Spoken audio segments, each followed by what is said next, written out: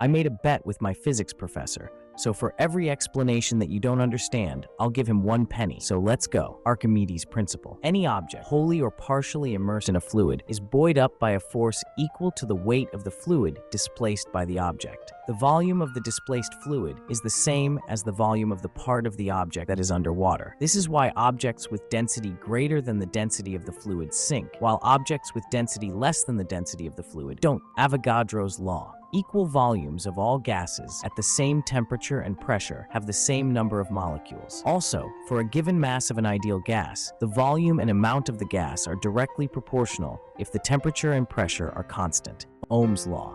The electric current through a conductor between 2 points is directly proportional to the voltage across the 2 points. Every conductor has resistance, which is just a measure of how good it opposes the flow of electric current. So the law states that if you increase the voltage across the conductor, the current flowing across it increases. Newton's law of gravitation. Every particle attracts every other particle in the universe with a force that is proportional to the product of their masses and inversely proportional to the square of the distance between their centers. This is why objects fall to the Earth, as they are being attracted to the Earth. And this law is also the reason why planets orbit the sun. Newton's first law. A body remains at rest or in motion at a constant speed in a straight line unless acted upon by a force. Pretty simple. If nothing affects the object doesn't change its speed. Newton's second law. The net force on a body is equal to the body's acceleration multiplied by its mass. This is why it is more difficult to move objects with bigger mass. Newton's third law. To every action, there is always opposed and equal reaction. This is the principle behind the recoil felt on pulling the trigger of a gun. There is sometimes confusion because of overly simplified paraphrases like action equals reaction. For example, if you have the book on a table that is attracted to Earth, the reaction to this action is not the support force from the table. It is the gravitational force of the book attracting Earth. Reaction always acts on opposing bodies. Coulomb's law. The magnitude of the electrostatic force between 2-point charges is directly proportional to the product of the magnitudes of their charges and inversely proportional to the squared distance between them. If the charges have the same sign, they repel, and if they have opposite signs, they attract. It looks very similar to Newton's gravitational law, but this time sometimes electrostatic forces make things repel.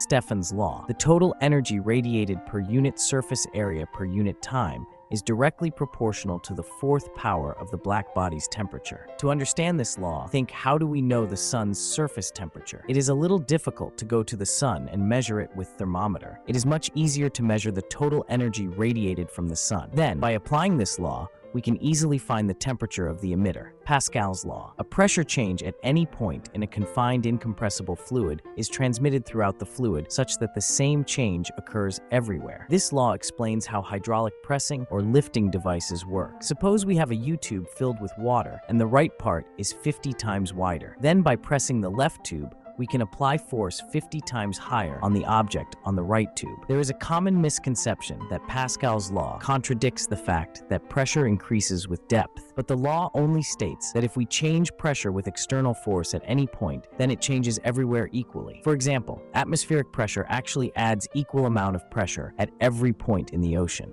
Hooke's law. The force needed to extend or compress a spring by some distance scales linearly with respect to that distance. Nothing fancy here. I also have to add that it is empirical law and it doesn't apply to all the materials. Also, it is only valid for small distance changes. Bernoulli's principle. An increase in the speed of a fluid occurs simultaneously with a decrease in static pressure. So if the fluid moves faster, the pressure is lower. This law explains how planes are able to fly. Wings are made that way, so the flow of air is faster above the wing and lower under the wing, so the difference in pressure allows the plane to fly. This also explains why planes need high speed to fly and can't just levitate in air.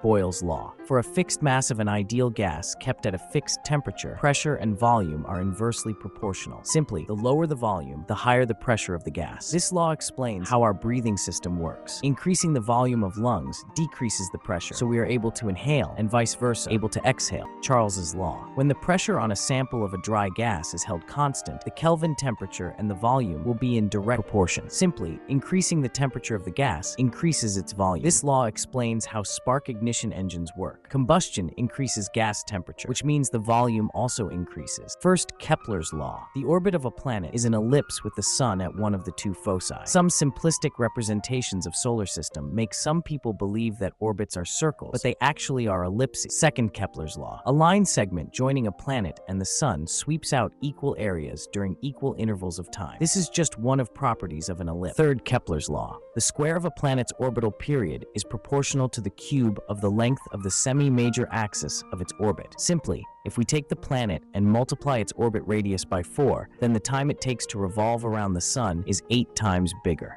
Zeroth law of thermodynamics. If two systems are both in thermal equilibrium with a third system, then they are in thermal equilibrium with each other. Simply, this law allows us to state an obvious thing. Bodies can be arranged from coldest to hottest based on their temperature. First law of thermodynamics. The total energy of an isolated system is constant. Energy can be transformed from one form to another, but can be neither created nor destroyed. This law explains why perpetual motion machine that produces work without energy is impossible. Second law of thermodynamics. Heat does not spontaneously pass from a colder to a hotter body. This law states a simple thing. If you have hot tea in a colder room, the tea's temperature decreases while the air's temperature increases and not vice versa. Perpetual motion machine of second kind produces mechanical work from heat without any loss of energy. Another variation of second law states that this type of machine is impossible. These two variations are equivalent. Third law of thermodynamics. A system's entropy approaches a constant value as its temperature approaches absolute zero. Simply, this law states that there is a minimum value that any body's temperature can have. Have you ever thought why we can observe temperatures as high as several thousands degrees Celsius while it can't be lower than minus 273 degrees? Temperature is just a measure of how fast molecules move. So if their speed is zero, the temperature is at its minimum, which is 0 degrees Kelvin.